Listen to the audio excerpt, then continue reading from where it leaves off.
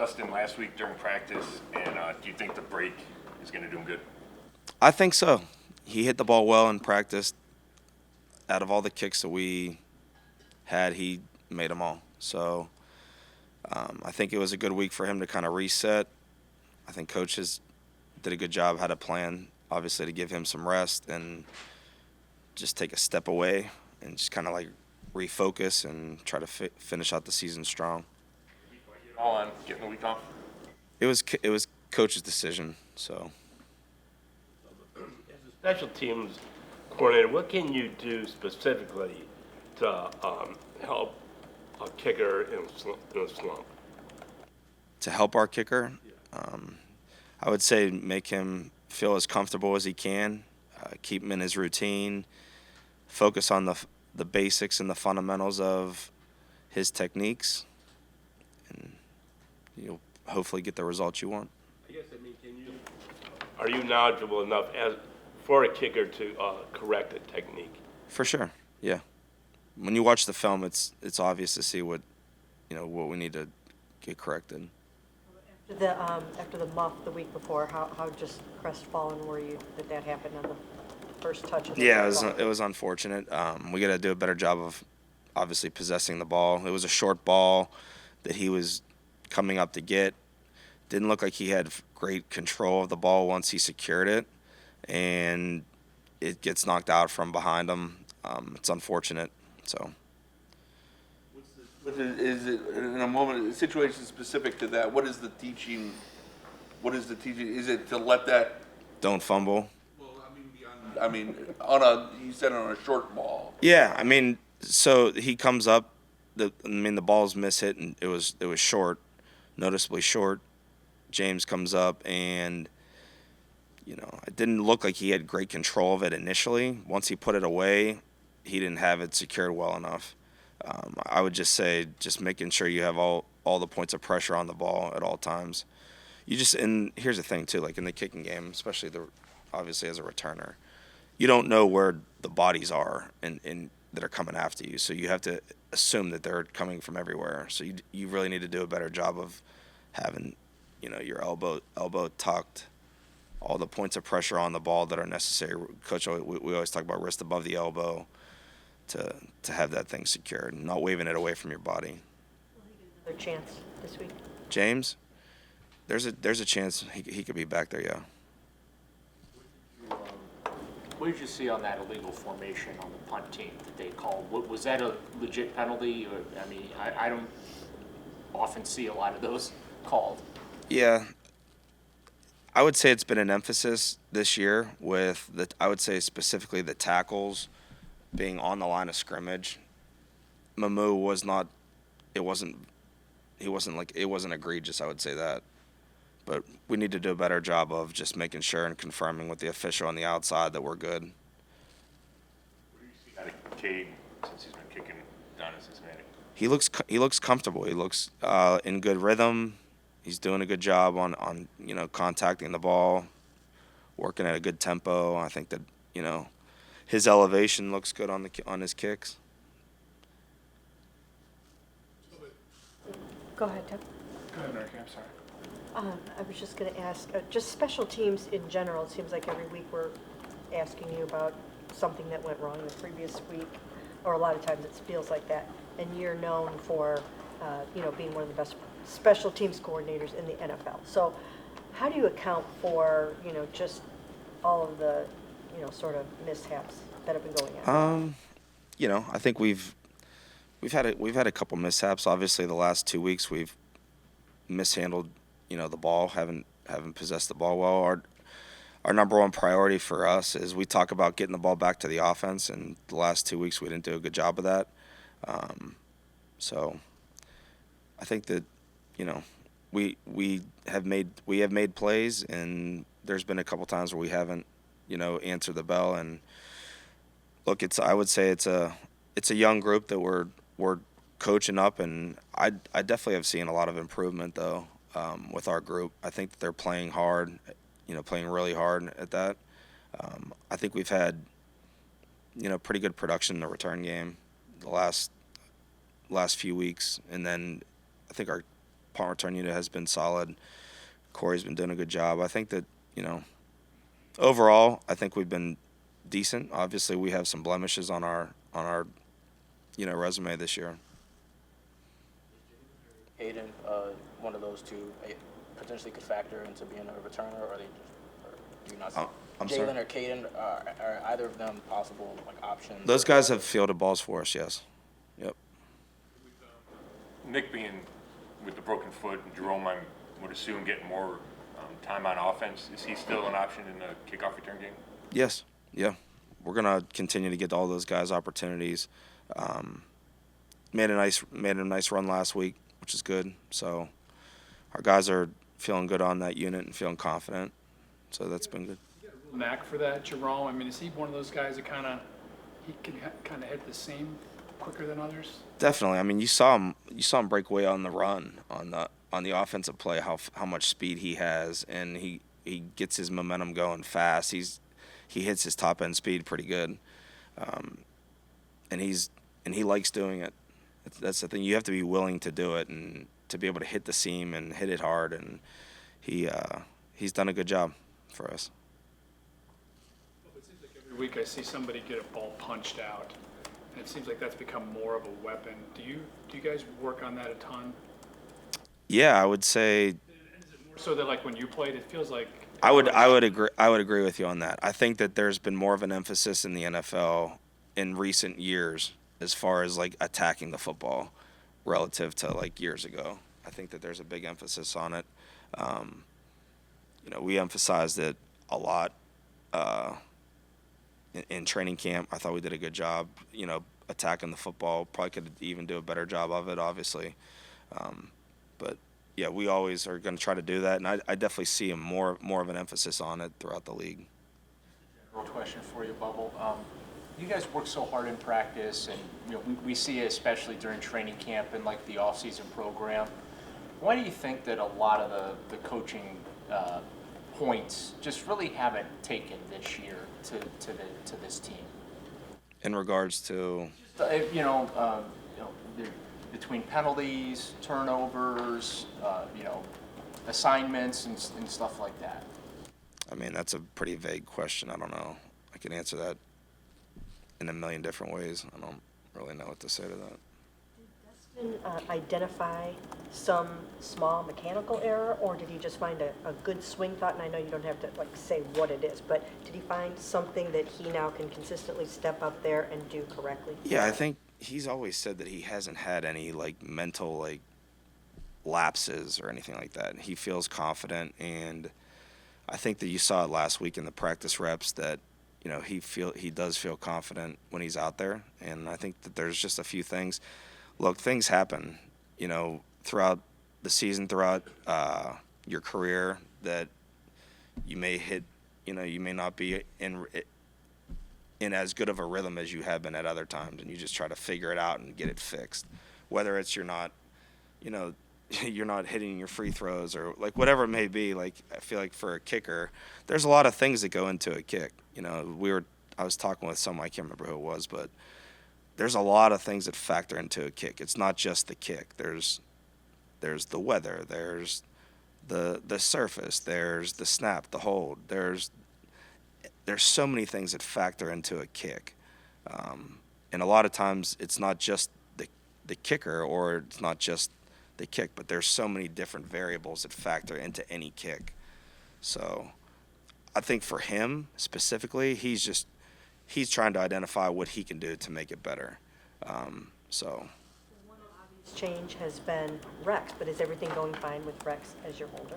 yeah, we've done a good job with our operation. I think Dustin has identified what he feels needs to be corrected. So It's not dealing with a mental issue in terms of the kicking. Is it easier to fix if something's going wrong then? Is that the hardest thing to fix if it is a I mean, mental process? I don't know that. I don't know that firsthand, but I would say that you're probably better off to have someone that doesn't have a mental issue, as far as overthinking the process, and make it more physical. That I feel like that would be easier to correct, but that would be just me, I would think. Yeah, I know it's clarify. When I asked you about you correcting technique for Dustin Hopkins or any kicker, Phil Dawson one time said, teams don't have a kicking coach. Have you never been around anyone who is just specifically a kicking coach? Yeah, there's kicking coaches out there.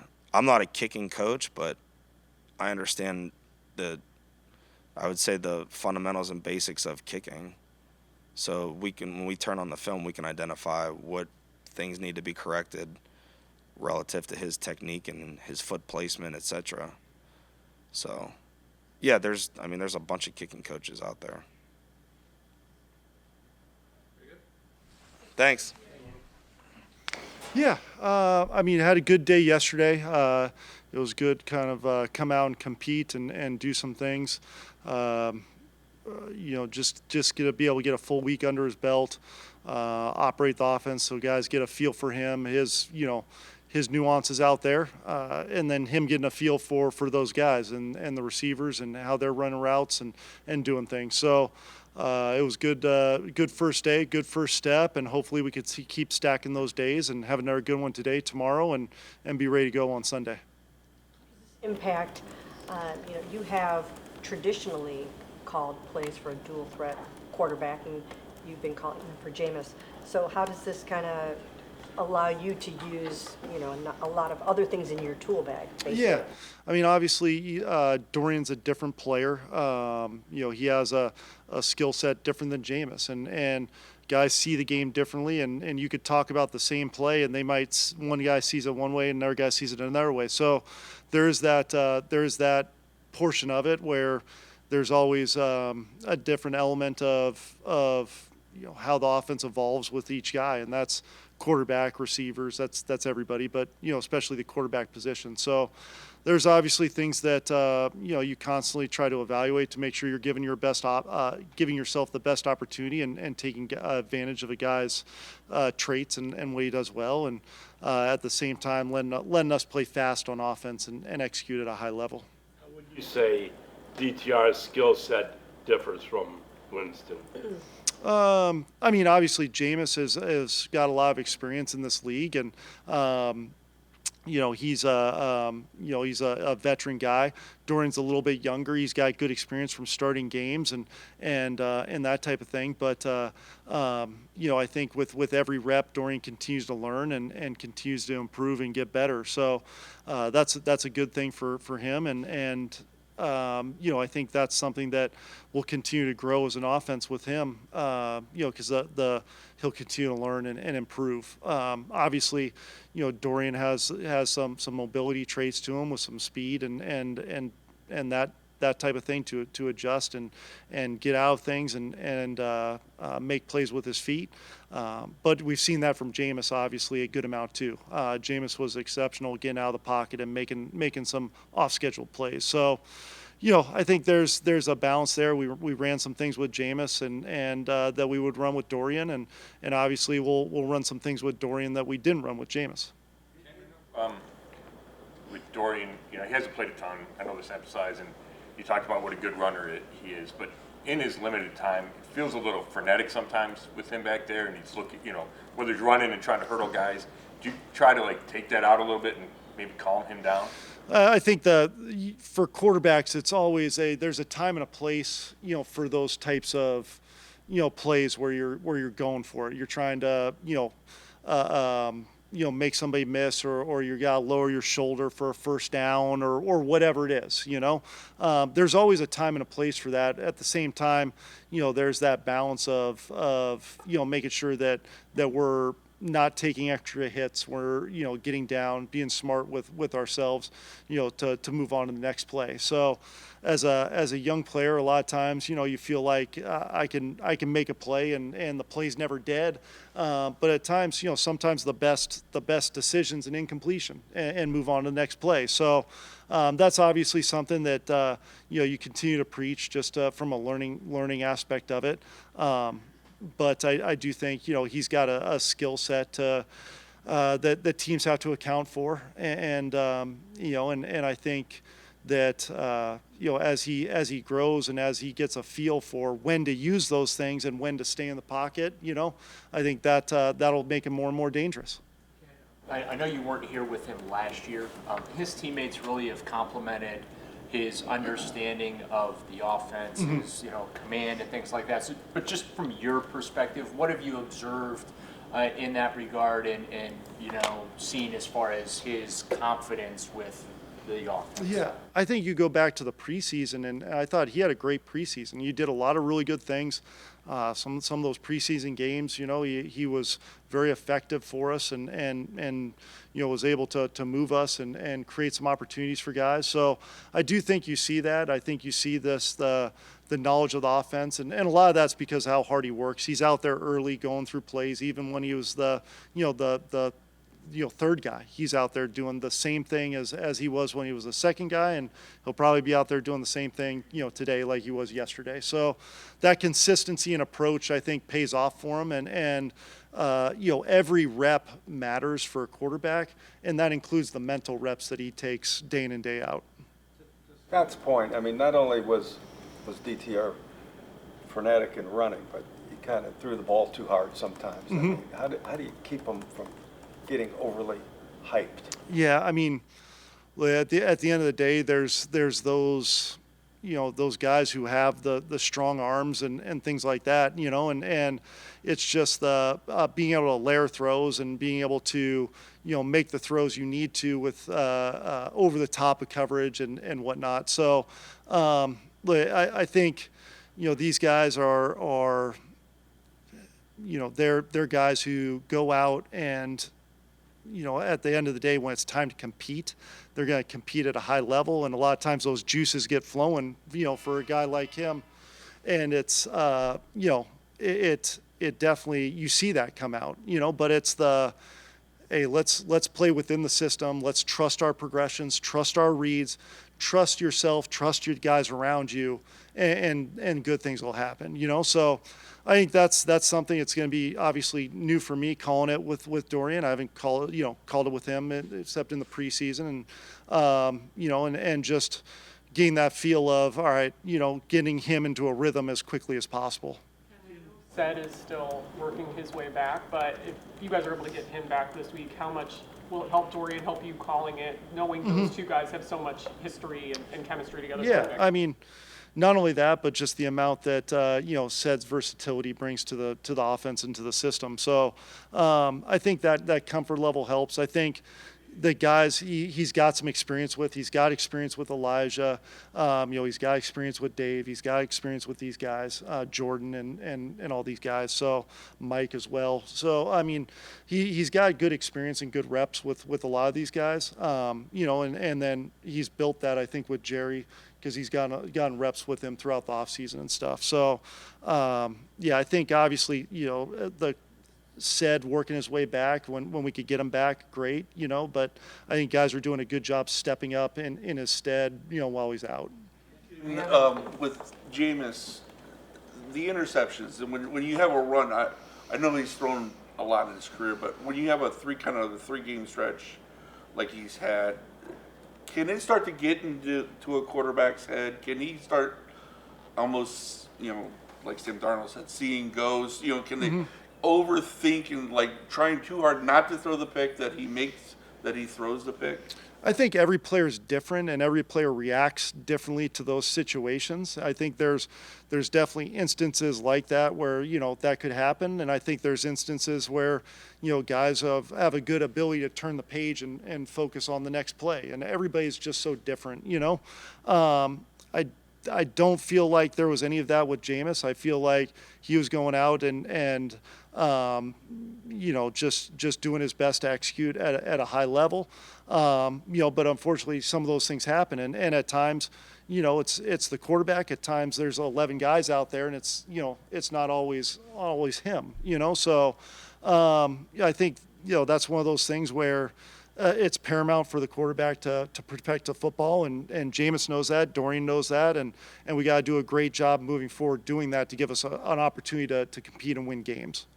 Obviously, I haven't talked to you since Sunday. Just when you come to Cleveland, I'm sure you kind of understood like the aura of Nick Chubb, but for your perspective to actually work with him more on a regular basis and be in this building and see what he's all about, what has that been like for you, and how obviously frustrating was it to see him suffer that injury on Sunday? Yeah, I mean Nick's a pro. I mean Nick's as professional as they come, as hardworking as they come. I mean to come back and put himself in position to play at a high level.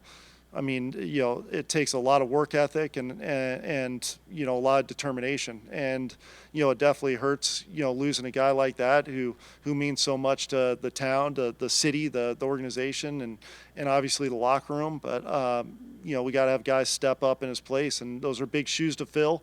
But it's been great working with him, and I'm looking forward to him bouncing back and, coming back from this thing and stronger and even more motivated.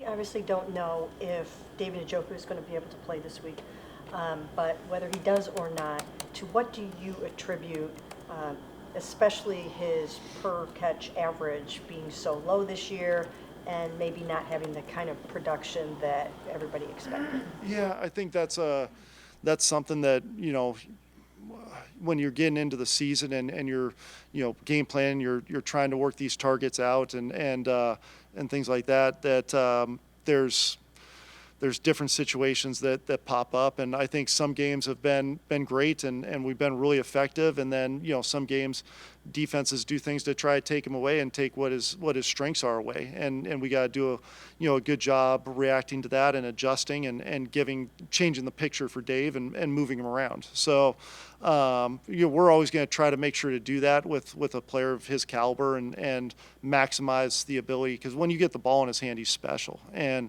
he's got game-changing ability. So we just got to make sure we're figuring out ways to keep him involved and keep his touches at a high level.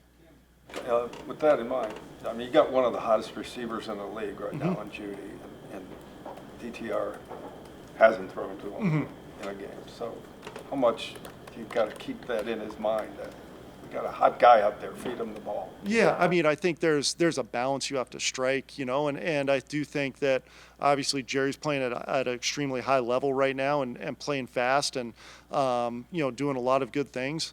But at the same time, you've got to be able to stay dangerous with your other weapons as well. And we've got really good players in Elijah and Dave and Jordan and Mike and, our back. So we've got a lot of weapons and you should make sure that you're staying balanced in how you're attacking a defense as well, so that they can't just focus and then all of a sudden you're handicapped because they took your primary way, and so I do think there's a focus in terms of Dorian understanding that hey, work your progression.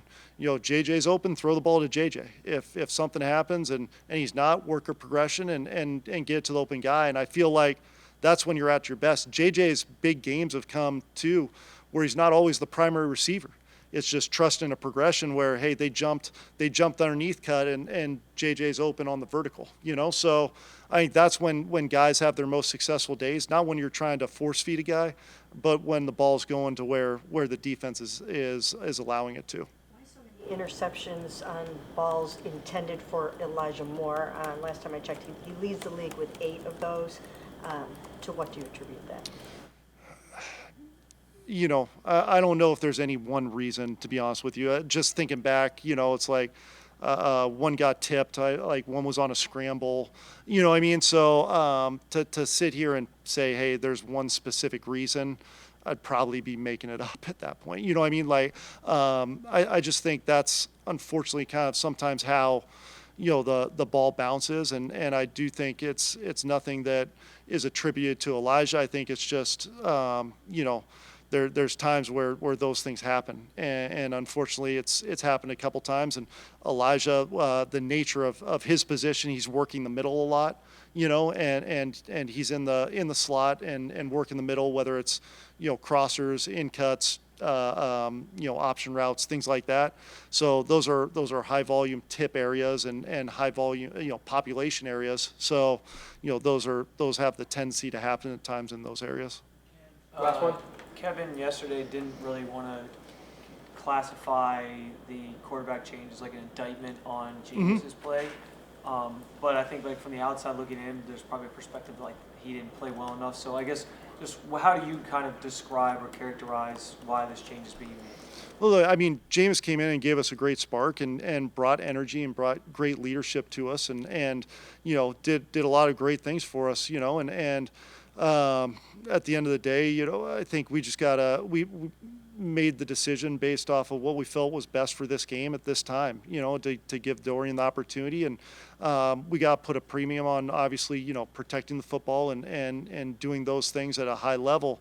And I think Dorian knows that, and Jameis knows that. So it was one of those things where it felt like needed to have that opportunity for Dorian to come in and use his traits to our advantage. All right. Thank you, guys.